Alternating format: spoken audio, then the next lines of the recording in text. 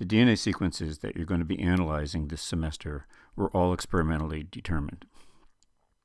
And whereas it's true that the analysis of that sequence can occur without knowing anything about the process, the best interpretation of data always includes an understanding of the experimental design.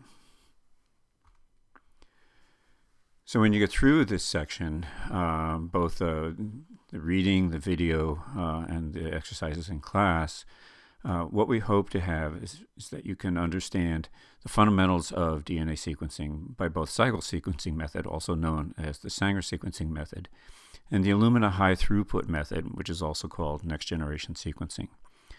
We also believe you should be able to describe the strategy of how a whole genome sequence is obtained from the sequence of short fragments.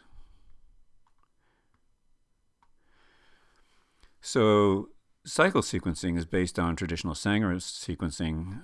It uses dideoxynucleotides for chain termination and fluorescent tags to label each base. And I'll explain those molecules more in a moment, or at least the dideoxynucleotides. The reactions are run on individual samples in tubes or in wells of a plate. Next generation sequencing, which we're also, and I will call Illumina sequencing because Illumina is the company that produces the system most of us use. Illumina sequencing uses removable chemical blocks to stop chain growth. The chain growth and sequence determination happens one base at a time, and bases are fluorescently labeled as they are in the case of cycle sequencing.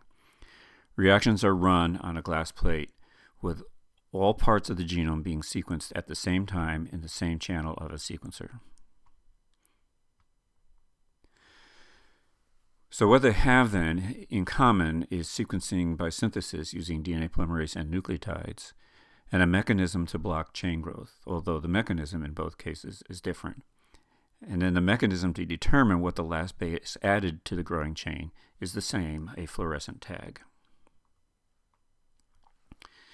DNA synthesis involves the addition of deoxyribonucleotides to a growing chain, and this part you're familiar with. Chain termination, which is stopping the growing of the DNA synthesis chain, occurs by the fact that we also include in such reactions a nucleotide that is missing the hydroxyl in the 3' position. So it still gets added on to the end of the growing chain through this phosphate, but no nucleotides can be added. In addition to this, what I'm not showing here is that the base has got a fluorescent tag, and the fluorescent tag puts out a particular color depending upon what the base is that gets added. So DNA synthesis is occurring on here, and so we start off with a primer. All DNA synthesis requires a primer. And if we just take this bottom fragment, we see that the polymerase has added an A at this position because there's a T on the template strand, adds a T because there's an A G because there's a C, a T because there's an A, and then it adds a C. In this case, I've got the C as a different color because this is a dideoxynucleotide and it's fluorescing a color. And because it's a dideoxynucleotide, no further growth can occur. If a regular C had gone in, then in fact we could go on, and there's just a certain probability that every now and then one of these will go in. If we look at another molecule being synthesized off another copy of the template, it adds an A because there's a T, it adds a T because there's an A G because there's a C. But in this case, what I've shown is it's added a T that is a dideoxy T, and it stops growth of the chain, and it fluoresces in a different color. Right. So if we just look at these two nucleotides, or these two fragments that are produced, we have two pieces of DNA that are one nucleotide longer. One's one nucleotide longer than the other, and we know that the last nucleotide in either case is a T in one and then a C in the longer one. So we know that the sequence in this part of the DNA molecule goes T, C. And the complementary strand, of course, would go in the opposite direction, G and A. And we can do the same thing if we look at all of these molecules. We know what the last nucleotide is, and therefore what the sequence is along this particular region. And I've only shown you these first 5 nucleotides being added, but in fact this sequence can go on. And we normally get lengths of reads that are up to 1,000 bases in length. So the fragments are all produced in a single reaction, and then they're separated in a gel. And this is not too different than what you've done by separating fragments that were done in the restriction digest in a gel. And as they move down the gel, the small ones move faster than the other. And in this particular case, the gel that they run through has got a laser, and as each fragment passes by that laser, it fluoresces, and it fluoresces the color that indicates the base. And so the A down here was the first one by, and it produces a peak as it goes by.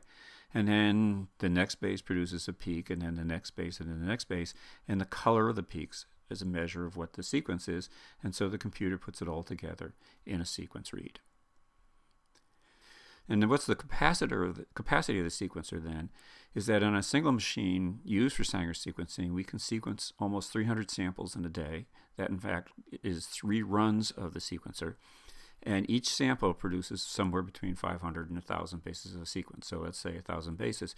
So you can actually calculate out of a single sequencing machine how many bases of sequence can you get a day, and therefore how many reads it will take for you to get a full sequence of the genomes of the phage that you're working with, or if you're interested in the human genome, which is 3 billion bases, how long it would take to sequence the entire human genome.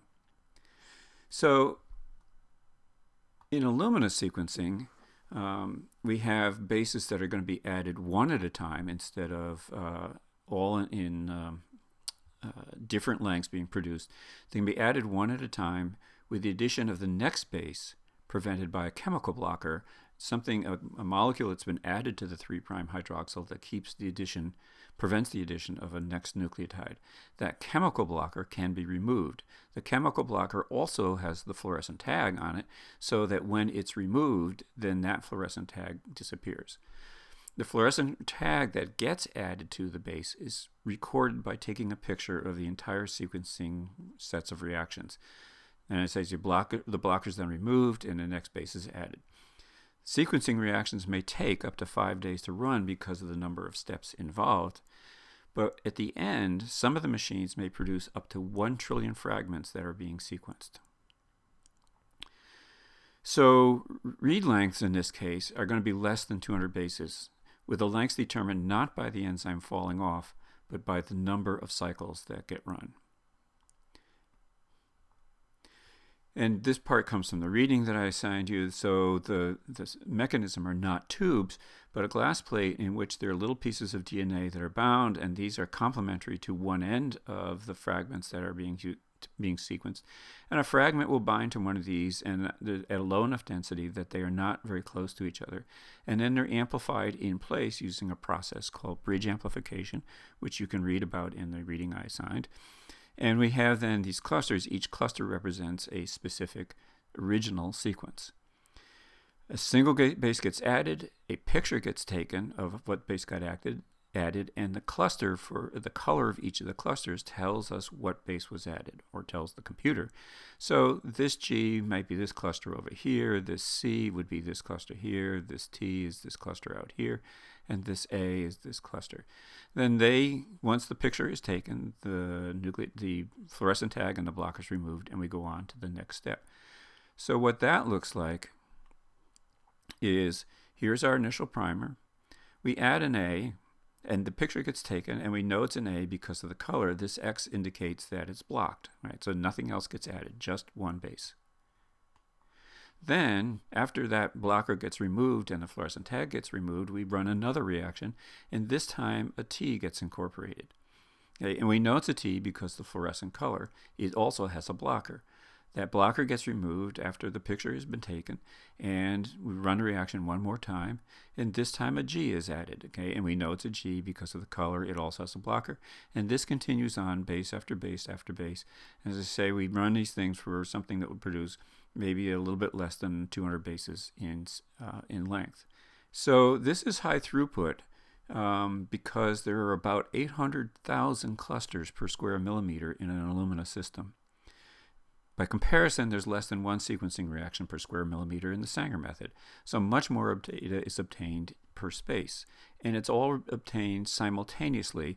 So it doesn't matter what fragment is bound. I mean, you can have all kinds of fragments bound to that glass plate, as long as they're separated from each other far enough apart that you can see the dot that's produced by each cluster for each sequence.